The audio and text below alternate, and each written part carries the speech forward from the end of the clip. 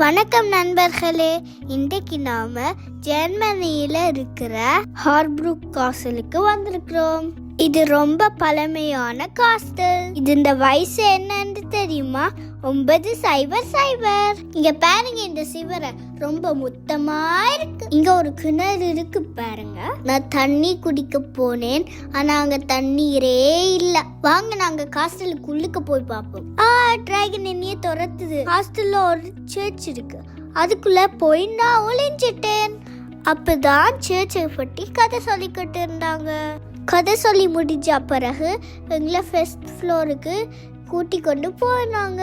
இது பால்கனி மாதிரி இருக்குதுல்ல ஃப்ரெண்ட்ஸ். இது மரத்தால செஞ்சிருக்காங்க.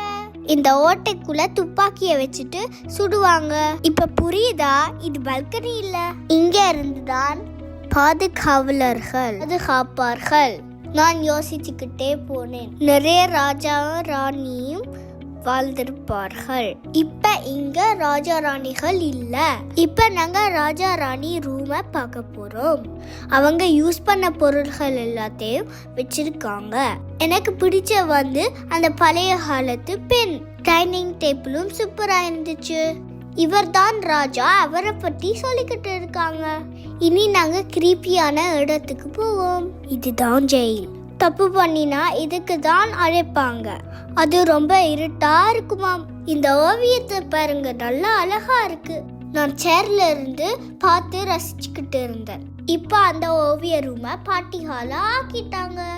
ராஜாக்கள் யூஸ் பண்ணின துப்பாக்கி எல்லாம் வச்சிருந்தாங்க. இங்க நிறைய ஆயில் பெயிண்டிங்ஸ் எல்லாம் வச்சிருக்காங்க. அந்த காலத்திலேயே இவ்வளவு அழகா பெயிண்ட் பண்ணிருக்கிறாங்க பாருங்க. எனக்கும் இப்படி பெயிண்ட் பண்ண ஆசை. நீங்க ஜெர்மனிக்கு போனா இந்த காஸ்டல்ல போய் பாருங்க. இந்த வீடியோ உங்களுக்கு பிடிச்சிருந்தா லைக் பண்ணுங்க, ஷேர் பண்ணுங்க, கமெண்ட் பண்ணுங்க. ரக்ஷிதாஸுக்கு பாய்.